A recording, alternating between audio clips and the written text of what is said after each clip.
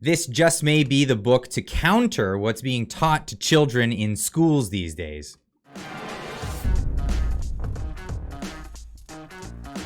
This is a new book that's hit the listings on Amazon, written by Jennifer Becker. Jennifer reached out to me and she said, "Hey, would you look at my book? Would you just, have a see and tell me what you think?" A lot of people send me things like this, and I was blown away. It was this one is actually something I'll be reading with my children.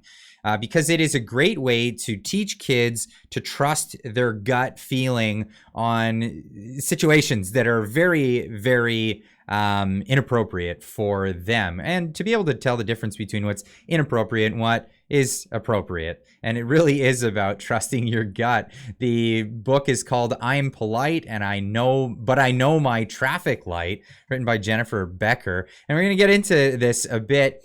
Obviously, I'm not going to read the whole book. You guys can order it on Amazon. I recommend, if you've got parents, friends of yours that are parents, or your grandparents, and you want to send this to your kids, I'll leave a link in the description down below where you can get your hands on this. But this is to counteract with a lot of books that have been showing up in kids' libraries that have been teaching them to go against their intuition, to embrace things that make them feel uncomfortable, and do it for what many parents are thinking are nefarious reasons. Now, this is I'm Polite, but I Know My Traffic Light, a children's guide to listening to their intuition. Know your gut feeling and know what is comfortable and what isn't. Now, on Amazon, there's a little bit of a blurb here, the intro to the book. "Hi, my name is Sally, and I'm 8 years old. I'm learning how to politely answer when I'm asked to do things. When I'm asked to do something, I feel happy and excited then I know I have a green light. Yippee! Sometimes when I'm asked to do things, I feel confused or a bit unsure, and that's when I talk to my parents or someone older that I trust. I call this my yellow light. When I'm asked to do something that makes me feel all yucky in my tummy, that's when I know I have a red light. I don't do things that make me feel icky, yucky, yuck. And I always tell an adult right away." So obviously laying the groundwork for teaching kids when their intuition's telling them not to do something, and to consult their parents, their adults, other people that are guardians or figures around them. Green light means go, go, go. Yellow light means careful and slow. Red light means stop and find a safe place to go. And the book goes in, gives a lot of really, really good examples here of, the difference between making a card for your grandma and how happy that makes you feel, going into some, a little bit more, awkward situations where, a neighbor is asking a kid, "Would you like to come with me out on this outing all by yourself?" Now, it could be innocuous, but, it's one of those things where that's kind of could be seen as inappropriate, and kids should feel that that's inappropriate. So, hey, why not invite friends along and make it more of an appropriate sort of situation where you're going to be with your older brother or something like that, who can be there to protect you, that sort of scenario. Now, it also gets into the weirdo sort of scenarios where it's like, Ted also loves to play hockey, and he's one of those best players on his team. He scores goals. Yahoo! Until one day, Ted's hockey coach ended the practice early. He whispered to Ted to come over to his house for a private extra practice. Ted felt icky, yuck, yuck in his tummy. He said no thanks. Ted called his parents right away. Ted saw a red light and got to a safe place. Yay, Ted!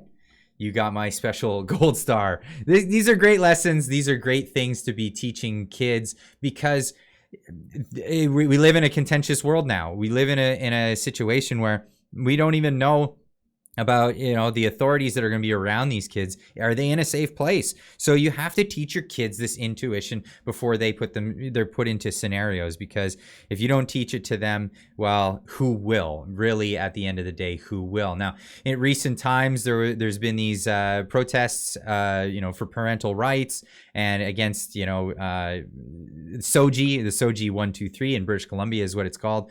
That's I always sexual orientation and gender identity, not ideology. It would confuse you if I wouldn't be surprised if it was gender ideology. But so here's a scene at the protest that was just in September. There was another one just this past weekend I went to in Surrey. Lots of great people there. Shout out to everyone that's watching the channel that I met that day. Good to see everybody out there. Now, in the one in September, I met up with Croy from Gays Against Groomers, who was at the protest, and he showed a bit of some of the explicit stuff that is actually at schools for children. And don't worry, I've blurred out any explicit stuff. My name is Croy Jenkins. I'm with Gays Against Groomers. The organization is taking a little bit of a break, but it seems that we have enough momentum now to get the ball rolling in Vancouver. Yeah. So hopefully we're going to put together something fairly soon. Gays Against Groomers got together because we've decided that, you know, it used to be well known that if you were consenting at all, you could do whatever you wanted. But now, half the community wants to bring children into the equation, and that's not acceptable. And they're trying to teach them sexualized material, trying to tell them that children can take hormones and have surgeries to be whatever they want. And it's not that they're saying this to their children, they're saying this to everybody else's children, which is unacceptable. Parents should have rights. Now, our education system is completely flawed. They've started introducing highly sexualized material. Yesterday, I pulled this out of the library, as you can see from the juvenile section. This is from my library. This is going to get explicit. If you're on YouTube, this might get started. I can blur things out. Okay, so for example, this is one of the pages that, wow, for children. I don't even know if I'm allowed to describe what was shown there. And so, while it's good to have education about sexuality, this is gratuitous. I especially like this one page at the back where it says that virginity is a scam. Now, why would you ever need to tell a child that? No, that's absolutely horrible. So we're trying to demoralize children and allow them to be sexualized and groomed, right? So this is in our education system. I literally pulled this out of the library. Here's another one. Let's talk about it. Even worse, this is part of the SOGI curriculum. So, like, it's see right there how gratuitous that is, yeah. Like, what is the point? What is the purpose? What is the purpose, indeed? And half these people are trans. It's like, why do we need to expose children to this sexual content so early? Like, and I'm not talking about teenagers who are curious about their bodies. This is aimed at 6 to 8-year-olds, or even earlier if the wrong people try to get their hands on these children. Well, we don't want people getting hands on any children. And this has been a trend. It isn't just in this area. It's not just in Vancouver schools. It's not just in British Columbia schools. It's all over the place, even New York. And I mean, people are going to these school board meetings and actually reading the material to the school boards, and they're telling them this is inappropriate for the school board meeting. To which people are saying, well, yeah, and it's inappropriate for children. Hello, Navarro. Stuck any good lately? What's wrong, Navarro? I think you like a big in your mouth. Ha ha ha. Page 23. The other boy, It's inappropriate, yeah. Here it is. What's the educational benefit of talking about the What's the educational benefit of talking about that? Is that going to help someone on the SAT score? Hear me kind. Get a shot at that. Absolutely not. And of course, putting these people on blast. Absolutely. Now, this is John K. I hope I pronounced this right. Amanchukwu Amanchukwu, hopefully got that right, Sr, by the way, son by the same name. Hopefully people can pronounce that, but he's doing great work in, I believe, New York State, and bringing more awareness to the stuff that's being taught to children. And I could pull up scenes from here in Canada, but I found his scenes, well, to be some of the ones that are actually blurted out, so so they have some of the expletives not said, because earmuffs and all. Here's another clip of him confronting school board members. This book here, it's called It's Perfectly Normal. I'll read some of this for you. It says, after a bit, a person's becomes moist and slippery, and the clitoris becomes hard. After a bit, a person's becomes erect, stiff, and larger.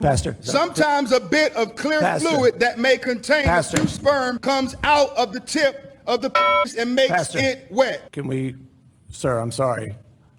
Was it something I said? If you don't want to hear it in a school board meeting, why should children be able to check it out of the school system? Absolutely. We have perverts that are perverting our kids. And you all sit back smug in your chairs, but you don't want me to read it. Why? Does it bother you? Yes or no? You can't Should answer bother that question. you. You want to know why? Because politically speaking, you can't say that it's wrong. And you don't want me to read the filth because it exposes the truth. How dare you tell me to stop reading it? If you don't want to hear it, why should the children have to see it? Pastor, your time is up. Thank you. That makes two of us. Oh, that makes two of us. Absolutely. And I think time is up for a lot of these characters that want to show this stuff to children. A lot of parents are waking up, and they're waking up with good material. Here again is that book. I'm polite, but I know my traffic light, A Child's Guide to Listening to Their Intuition. Listen to your guts. Listen to your guts, and listen to your parents. Absolutely. I can't encourage people enough. Like, go get a book like this. I'll leave a link in the description down below. Go check this one out. But most importantly, talk to your kids. Talk to your kids about the dangers in the world, because there are a lot of dangers out there. And yeah, the school boards and all of this are trying to push this on our children. Let them know as soon as it's appropriate to let them know about these things, but also warn them ahead of time if any adult wants to talk with them about weird things that maybe are confusing to them. And especially which is happening in Canada. There's been laws being passed in Saskatchewan and in New Brunswick so far that outlaw this, but it's not all over Canada, where teachers are actually encouraged to have secrets with students. They're encouraging the student to keep secrets from their parents. And this is never right. And of course, hopefully we see more of those laws passed across the entire country of Canada, and hopefully the Western world, as it were, because this is a crazy social contagion that's happening. Anyway, leave a comment in the comment section down below. Let me know what you think of this whole scenario, what's being taught to kids, but also books like this, which I hope is a trend. I hope there's this is the beginning of something amazing, with lots and lots of books like this coming out. But again, link in the description down below. Check it out, and we'll see you in the next one. Keep on trucking.